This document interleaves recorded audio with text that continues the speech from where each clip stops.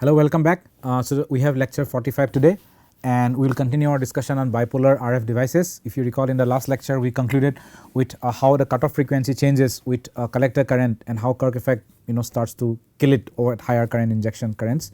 We also talked about the small signal model, etc. So today we will go and talk about the emitter based design in a typical silicon BJT. Okay, first we will talk about silicon BJT, then we will transition to 3.5 HBTs, and then we will talk about silicon germanium HBT. That is how the sequence of lectures will follow. So over to the whiteboard here. So today we are going to start talking about emitter and base design for a modern BJT. When I say modern BJT, highly scaled BJT and RF applications are also they also target BJTs to a certain extent. However, pure silicon BJTs are basically losing steam out, which means they are increasingly being not so much adopted. Because there is a much better process which is silicon germanium based bipolar HBT and corresponding bi-CMOS process, okay, that gives very good performance, okay, excellent performance, and there is also 3.5 compound semiconductor HBT. So these two technologies, or I can say these three, maybe silicon germanium HBT is always more or less in conjunction with bi-CMOS, and then 3.5 HBT, they are so superior, and silicon germanium can have all the advantages of CMOS processing more or less until the node is very aggressive. So pure silicon BJTs they are being decreasingly used in more high speed millimeter wave applications, latest technologies, millimeter wave applications. Other silicon germanium HBTs and 3.5 HBTs are basically taking over. Still, it is important to understand how things have evolved, how silicon BJT base and emitter design were done, because the basic physics and the concepts still hold true for silicon germanium to a certain extent, even with compound semiconductor, and so the basic understanding has to be there. So we will talk about silicon BJT's emitter and base design. Okay. So the emitter in a silicon BJT could be either with diffuse profile, even base doping, emitter doping could be a diffuse profile, or they could be ion implanted. They could be a combination of ion implantation, diffusion, polysilicon, etc. Now the important thing here to understand is that the profile of the emitter, which means the thickness of the emitter, the doping of the emitter, they affect the base current only. They do not affect the collector current, because the collector current depends on the base doping profile or the base design. So the base design is very critical, extremely critical, because it will affect the collector current. The emitter profile, the emitter parameters will affect the base current. So the emitter design is not as stringent as the base design. What it means is that as long as the emitter design gives you a low and reproducible base current, your base current should be low and your base current should be reproducible, consistent, you should get very low and reproducible base current. That is all, and a lower emitter series resistance. The series resistance of the emitter contact or emitter pad or emitter junction, the polysilicon emitter, it should be low. That is all you need. If these conditions are satisfied, then you do not care so much. So the emitter design is not as critical and stringent as the base design. Now we have to understand that in silicon BJT process, the emitter step of the fabrication comes towards the end. Okay, people do the base and then the emitter. Collector is separate, of course. There is always collector, that is with the substrate and the body and things like that, but the emitter comes towards the end in a BJT. Whereas in a compound semiconductor HBT, emitter will come at the first, because this difference arises because of the fundamental difference in which compound semiconductor foundries and the CMOS foundries operate. There are many differences in terms of lift-off or metal etching or planarization. So there are many fundamental differences in the process steps in a compound semiconductor foundry process and a CMOS foundry process because of that. So BJT fabrication, the emitter process typically comes towards the end, but because it comes towards the end, you do not want that there is any surprise at the emitter step, because any change that you do to emitter can actually affect the base collector performance, because it comes at the end. So already the base and collector have formed on the device. Now you are going to put the emitters. This part 0.2 to 0.25, this is probably 250 or 220 nanometer of the top is your emitter, and you have an N doping which is reasonably high, 10 to the power 20, very high doping. Okay, and it has a rather abrupt cutoff here, rather abrupt. The P doping you have to implant, you have to ion implant, so the P doping profile looks like that, you see, but because there is N doping which is high, the P doping is suppressed, it does not manifest here, but on the base side the P doping is here. That is your base, this is your base. Can you see that? This is your base. And then this is your collector. The collector doping is lighter on the top and towards the heavier, and this is a sub collector. Okay, that is how it is going there. okay, it's a function of depth. Same thing is also a diffusion profile, but the edges are not that abrupt. Okay. Now there are quite a few points to note down in this case, but these are all a game of ion implantation. You have to fix the dose and the energy etc. of the ion implantation profile and implantation process such that the profile is, this is what the profile you get, depending, you know, if your thickness of the base, your doping in the base, emitter etc., they all matter, they will all determine or dictate how your ion implantation process parameters are. But here we are talking about emitter process. So let us focus on the emitter. Okay. Emitter should be very highly doped in silicon BJT because your emitter doping ND by the base doping NB, okay, NDE and NAB. The emitter doping N type divided by the P type base doping, this ratio will strictly determine your gain beta. And so your emitter should be very highly doped, but not to the extent that your band gap narrows significantly. Okay. So the emitter is reasonably highly doped, and you want this to be around 10 to the power 20 for instance, although there will be some band gap narrowing at that point. People use arsenic as an N-type dopant, not phosphorus, because it seems arsenic gives more abrupt doping profile, you know, a sharper doping profile. You do not want it to be more spread out. So phosphorus is not that good. It's all got to do with the atomic mass, the atomic size, things like that. Okay. So arsenic gives a better profile, and so arsenic is used. So if you have an abrupt or a sharper profile, it can make your emitter shallow. Okay, it can make an emitter shallow. If you can make the emitter shallow, then your base also can be shallow. You need a very shallow base, correct? You need a very thin base for a higher gain, higher cutoff frequency. To get a thin base, your emitter also has to be thin. Why? Because suppose you want the base to be say 100 nanometer thick, very thin. Now your emitter, because you are going to dope this ion implantation, so you have a certain ion implanted depth, and then again you have p type ion implanted depth. Okay. If your emitter is very thick, suppose your emitter is 5 micron, just speaking, this is actually 0.2, but suppose it is 5 micron, so that is 5000 nanometer. Okay, then this is your emitter. If the emitter is really thick, now you have to ion implant p type dopant on top of that such that there is a tail here to give you a p type base, and so the junction of the emitter is 5000 nanometer, and below that there is 100 nanometer of base. When you have 5100 nanometer of base emitter, of which the top is 5000, okay, the error is significant because there are two large numbers. Are used. So if you use two large numbers, then you're subtracting, then your error at this base thickness could be significant. However, if you have a shallow emitter, you have suppose a 100 nanometer emitter, and your base also should be 100 nanometer. So you are implanting so that the base emitter junction, this junction depth till the base is 200 nanometer, then your error is lower. That you know that the base depth is at 200 nanometer, the emitter depth is at 100 nanometer, so the difference of 200 and 100 is 100 nanometer, that is your base. So the error margin becomes reduced. Okay. So that is why you want the emitter to be also shallow, and that is why you need a more abrupt doping profile, and that is why people use arsenic. Now what is a good emitter contact? Once you form the emitter doping, you have to make an emitter contact. So historically people have used polysilicon, of course. Okay. However, polysilicon may not always give you the best kind of resistances. The metal, the resistivity of the polysilicon is not always great. So people use a metal silicide, for instance platinum silicide or titanium silicide is used, so that you can bring down the resistance. For instance, specific resistivity as low as 10 to the power minus 8 ohm centimeter square can be obtained. Okay. And whenever you have silicon, this is N-type dope emitter, and then on top of that you have the metal or the polysilicon or metal silicide, for instance, that interface will have some contact resistance, R, we call it R, that is a part of RE by the way. So that contact resistance also has to be minimized. Okay. I already said why thinner emitter depth is needed for precise base width, and silicide, the typical silicide layer that you have such as a platinum silicide or titanium silicide, it is formed by making the metal react with silicon, which means you deposit a metal say platinum or titanium and then you make it react, okay, with appropriate treatment or temperature or other things, you make it react so that you can form a silicide. The metal will react with silicon to form silicide. This further reduces the depth of your emitter or the thickness of the emitter, you can say. Okay. And if your emitter thickness is lower than the diffusion length of the in the base, then the emitter current or the base current can go as 1 by WE. Okay.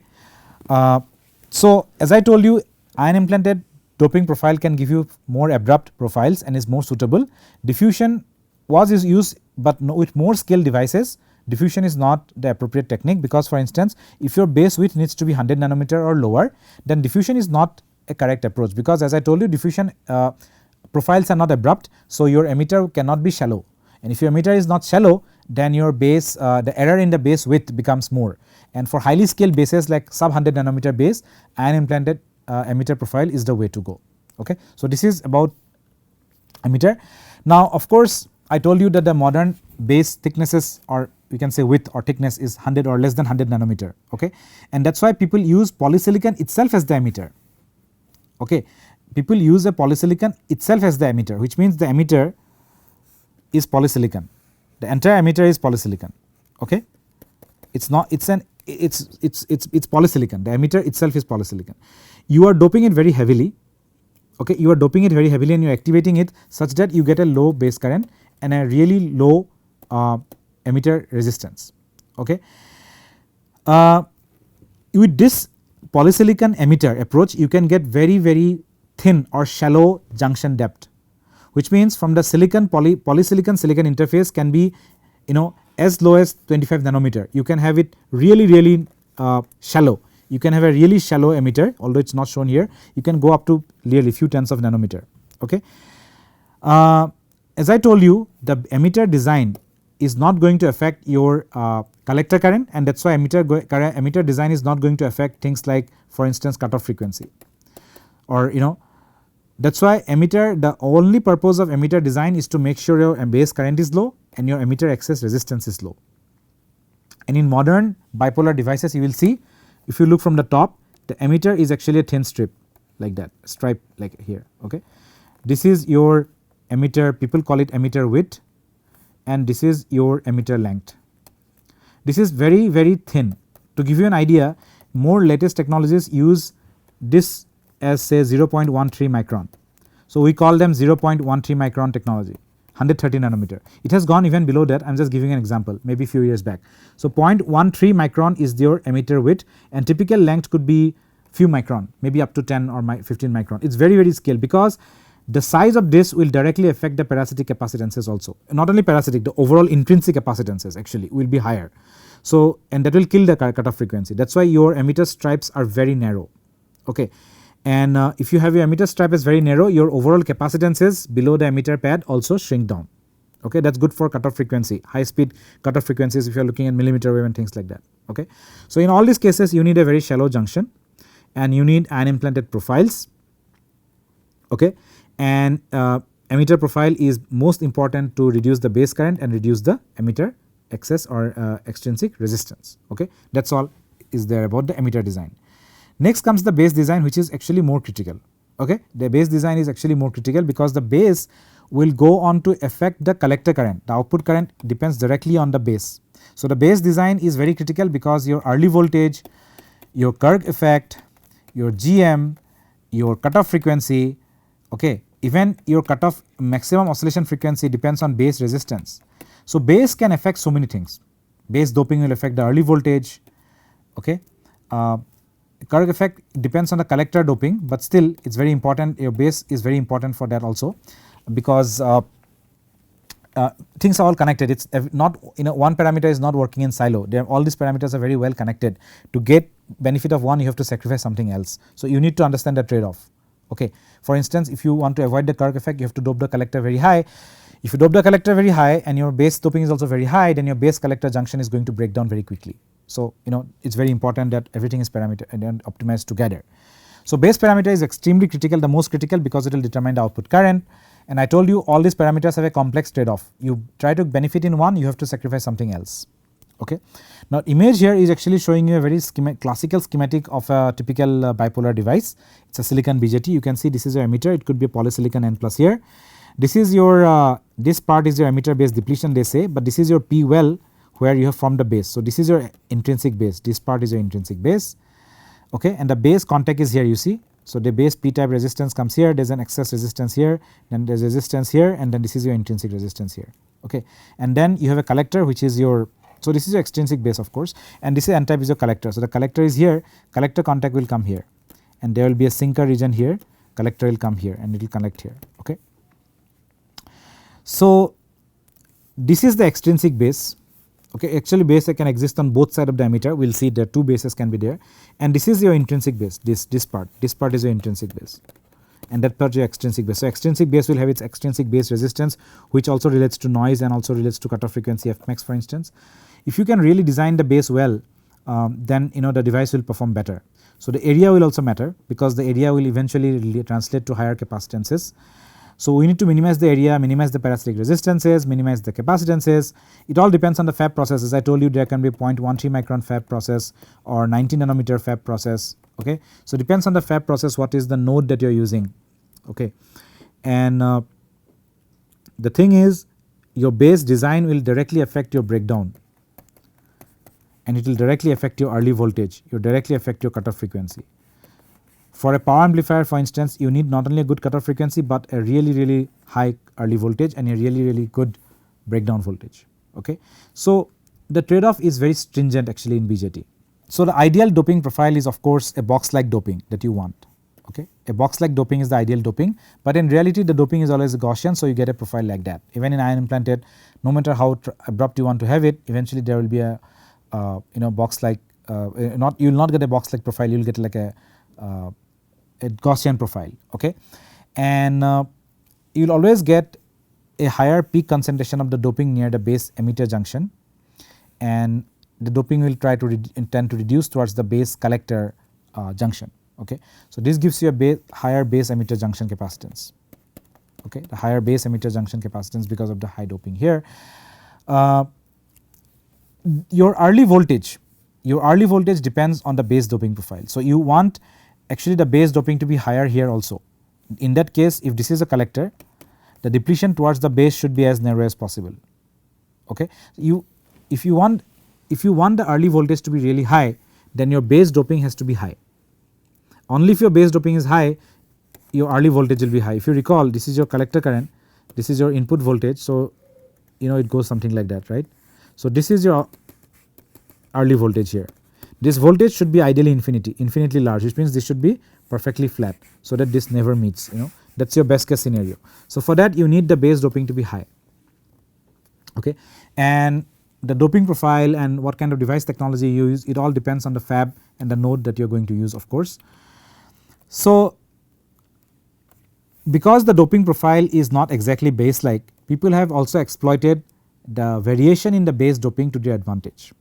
So for instance, there is something called a drift transistor, and this is something I had mentioned in the last to last lecture, that you can do a compositional grading of the base, but in silicon BJT there is no compositional grading because it is only silicon.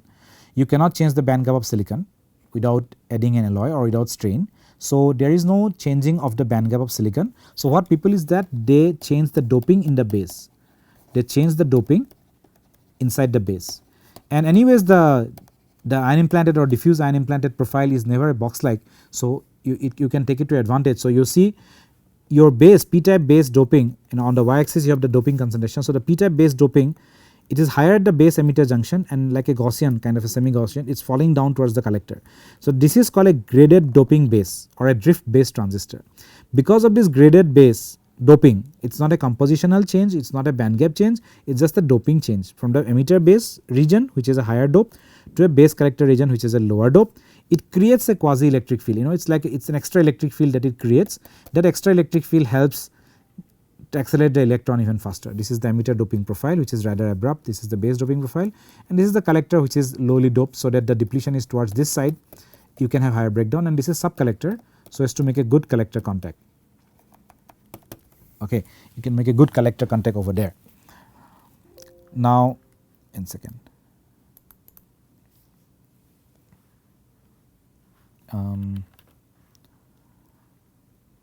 Okay, so such a built-in field I told you can be used in HBT by compositional grading of the band gap, but in silicon we can use a doping change in the band gap. Okay. Now the thing is, when you have a graded doping like this, your doping is high towards the emitter base and your doping is low towards the base collector. You give this a basing this graded doping profile in order to create an extra electric field F. Because of the grading the doping, your bands will bend, and this will help accelerate the electron faster. This is, remember, this is the p-type doping in the base.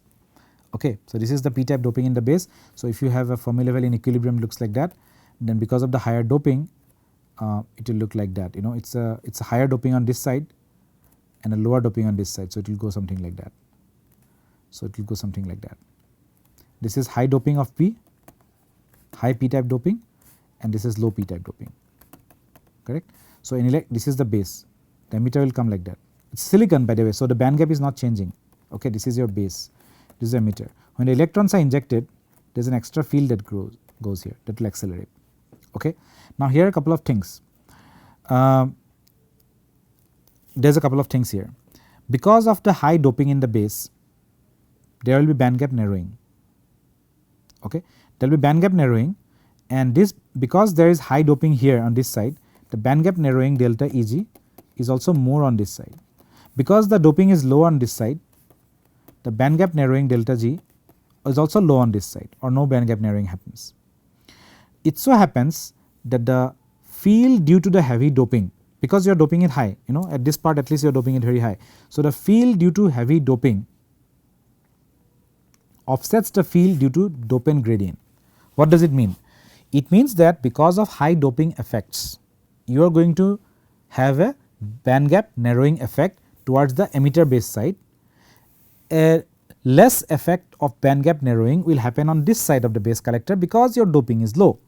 This band gap narrowing, which is also changing as a function of x, creates another field. That field is this, because remember the band gap narrowing is most significant on the left side base emitter. Why? Because the doping is high, and the band gap narrowing is less significant towards the right side base collector because the doping is low. This change in the band gap creates an additional field, this, and the doping gradient creates its own additional field. This is the doping gradient, dp by dx is actually dNA by dx. The doping gradient is changing, and this is d delta Eg by dx. This is basically the band gap is changing as a function of x, that is the gradient. So, and if you do the appropriate math with the proper sign here, you will see that this quantity, because there is a negative sign here, offsets this quantity, which means the supposed advantage you are going to get with a quasi electric field or with a drift electric field that you are getting because of grading the doping is nullified by the counter electric field that arises because of the band gap narrowing that happens as a function of x. Do you get my point? So, you actually do not see the benefit of a graded doping profile, and this is the reason why drift transistor or graded base transistor in a silicon BJT is not very attractive. It is very attractive for silicon germanium, I will come to that. It is also very attractive for compound semiconductor HBTs, you know, like gallium arsenide HBT, but it is not attractive because there you do compositional grading. Here you are doing just doping grading. At high doping you have band gap narrowing, and that offsets this advantage, okay. So, your electric field actually does not get created as much, it is close to 0, almost 0 electric field, there is no advantage here, okay. Now, other than that, one very critical thing is the base resistance, because your actual base contact is here and here. You can have base from both sides, by the way. The base will feed base holes here and here. So, there is going to be this excess resistance, the lateral excess resistance that comes here, and those are a killer. This is the base thickness WB.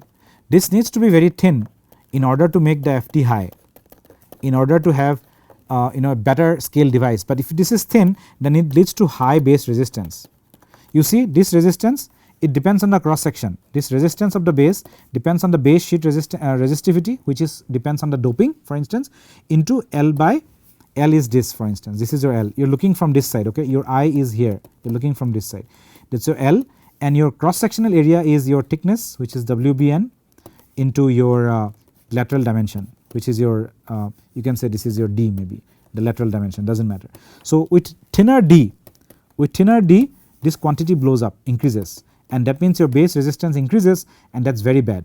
And when your base resistance is reasonably high, you have something called emitter crowding or base crowding. Essentially what happens is that you have a contact, an emitter contact like that, and your base contact is suppose here, it is feeding electron like that. Most of the feeding holes, most of the carriers will be confined at this point. If there is a base here, they will all come, and because of this finite resistance, most of the voltage is dropping in this excess region. So, towards the center of this actually nothing drops.